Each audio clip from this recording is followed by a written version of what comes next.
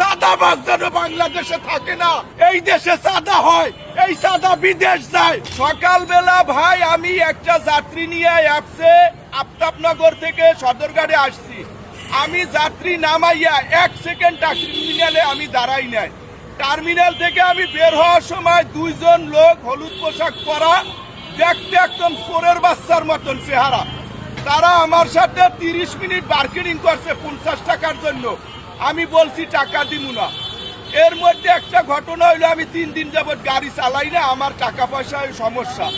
আমার যাত্রী আমাকে অ্যাপসে 524 টাকা পে করছে। আমি ওগো টাকা কেন দিব? এখানে তো আমি টার্মিনালে গাড়ি রাখি নাই।